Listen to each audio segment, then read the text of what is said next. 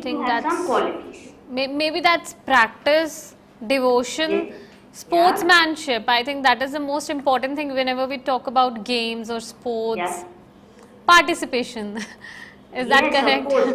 The qualities are the first quality I would say that, sportsmanship, discipline, collaboration, team spirit. You see, if we are playing the game of football and cricket, if you are not in coordination, then you end up losing the points. So these are some of the qualities that you have to nurture for anything for that matter. Whether you are playing sports or you are doing some art activity or you are studying. So I hope this is clear that means we are going to talk about something which is related to adventure sports. The summit. Yeah. The word itself tells us summit. Summit means peak. So that means it is related to mountains. So adventure sport. So what do we require? Strong body, very good practice, preparation, risk-taking nature, confidence, teamwork. And in addition to the physical ones, the inner qualities are also very important. That one needs to have to take up these adventure sports. And these inner qualities are willpower, right? Or presence of mind. Well, if there is a danger, how do you navigate that? You must know all the rules of the game to be able to participate fully. Then qualities like patience, perseverance, never giving up, and positive attitude. All these, I have written a few of them and I have put 3 dots over there. Now it is for you to complete it. You may add more adjectives to it. You can open the book of synonyms and start looking for new words and keep adding. This will help you develop your vocabulary. And once you have a rich source of vocabulary with you, you can write anything about adventure sports. I hope this is clear. Yeah. So next is the summit video. It's a beautiful, autobiographical piece by Major H.P.S. Ahluwalia. He has written, climbing the mountain was a wonderful experience. Okay, the conquest of the internal summit is equally worthwhile. You see, when you are going up the mountain, it is the external mountain. But he says that internal summit, you have to conquer yourself from within also.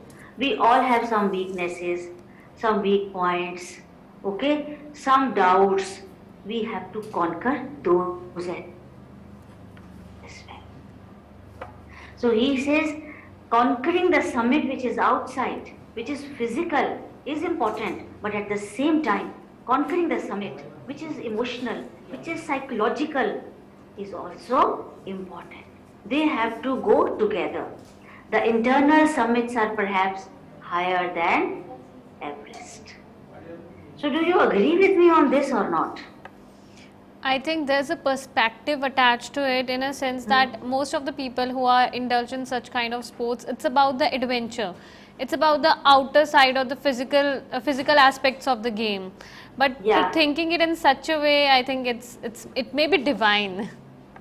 Yeah, it is divine. You have said the right word. It's a spiritual experience actually. That is what the author is trying to tell us.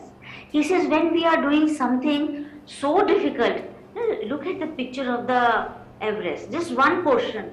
It seems so difficult to, climb on this. But at the same time, it gives you inner strength to do it. Once you have that inner strength, you develop that quality. And similarly, I think it applies to us for our day-to-day work. Sometimes we feel that I cannot write this or I cannot clear the exam. But once we start doing it, that inner strength helps us overcome that feeling of fear. And we are able to cover that. So with this, I begin the lesson.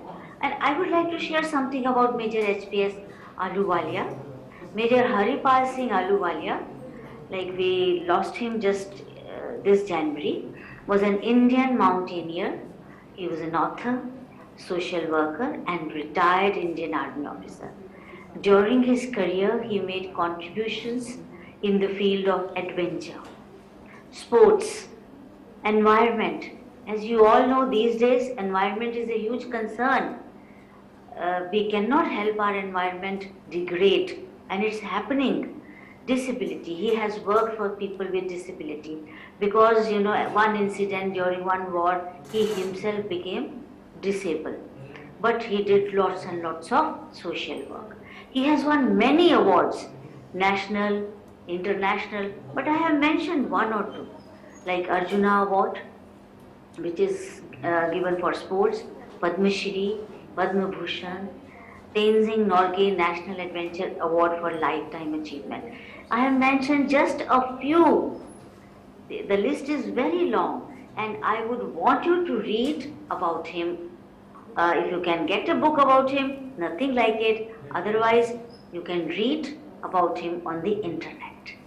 And that will be a great experience. I hope you will read it. Yeah. Any response from the students? Would you like to read and know more about him? Yeah, our viewers are trying to answer that. I think we Okay. should give them some time for that. All right. In the meantime, I move on to the next slide. So the summit with it. Major H.P.S. Ahluwalia was member of the first Indian expedition to Mount Everest in 1965. First Indian expedition, along with H.C.S. Rawat and Phudorji Sherpa. This was the first time 3 climbers stood on the summit together. And in this chapter, we will read about the last part, where they are about to reach the summit and how they felt and what was the experience, what did they see over there. Now students, I want you to open your books along with me, and it is unit 5, page 75. We will go paragraph wise and we will discuss the summit with it. So in the first paragraph, the writer says that we require a lot of physical qualities like endurance, to be able to endure hardship, to be able to endure, you know, difficult strain, persistence. You cannot give up halfway on the mountains. You will come down, you might get hurt. That's what he's talking in the first paragraph. And he's also saying that we need lots and lots of willpower, because sometimes you feel that, you know, I cannot climb any further, I'm so tired. But no, with your willpower you have to continue, because there is no stopping. Maybe stopping would, you know, take you down, and at that particular moment you don't want to lose that time. The obstacle in climbing a mountain are enormous. That is what he is talking in the first paragraph. Have you read the first paragraph? If you have any doubt, you may ask me. He says that, you know, I had already done the ultimate in climbing, and there would be nothing higher to climb, and all roads hereafter would lead down. So they are almost at the peak. He says this is the highest peak, and after that, once they reach over there, the, you know, return journey will begin. Now, why Everest? There is a question over here. Why Everest? There are many other mountains in the world that one can climb. Simran, would you like to read this for the students? Yeah. Yeah. So I think the first sentence says that why Everest? It is because it's the highest and it is the Yeah. mightiest. Yeah. Then the second says it's panoramic view. Hmm. The third one is feeling of victory and happiness. Yeah. Then the fourth one says that there is exhilaration. Right. Then, ma'am, what does it mean? Exhilaration means joy, extreme joy. Then the fifth one says, if you could have that slide again on the screen. Yeah, it says that the joy of having done something. Yes. And the last one says it's the sense of a battle fought and won, the best one. Yes, and I have not written these sentences. These sentences I have taken from your book, okay? And these are the words of the author, HPS Ahluwalia. Why Everest? As we all know, it's the highest and the mightiest. And he has written over you. Once you stand over there, the view is beautiful, panoramic. You can see so many other peaks. There is a sense of victory. I've achieved something, and extreme happiness, the joy of having done something great. And it seems as if you have fought a battle and you have won it. Yes, climbing a mountain is no less than fighting a battle, right? Yeah. So this is clear? Yeah. Okay. Now let us discuss. There is a small, excerpt I have taken from the textbook. I will read it, and then I want the students to give me the most appropriate answer. Thank God it's all over. However, instead of being jubilant, there was a tinge of sadness. Why did he say this? Why did he say this? And the options are, Simran, please read the options. Yeah, so we have 4 options for this question, so viewers can take a note of them. The first one is, there is nothing higher to climb. Yeah. The second says, it was a humbling experience. Then it says that he felt it was all over. The fourth one is, now he will start the downward journey. I think the fourth is the correct answer, maybe. No, let us now once again look at the question. Yeah. Because students, you get MCQ. MCQ is not rushing to the options. MCQ means that you first look at the question. Okay. What is the question? And then connect the question with the options. Now it says, thank God it's all over. So that means, thank God, finally we have reached there. We are at the peak. However, instead of being jubilant, I mean, of course they were happy. Instead of being jubilant means overjoyed. There was a tinge of sadness. There was some kind of sadness inside. Why there is nothing higher to climb? No, I don't think so. They've already done a lot. It was a humbling experience. They have done something. It was a humbling. They were not feeling proud of themselves. So I think this is the right answer, that they were humbled by this experience. They were not,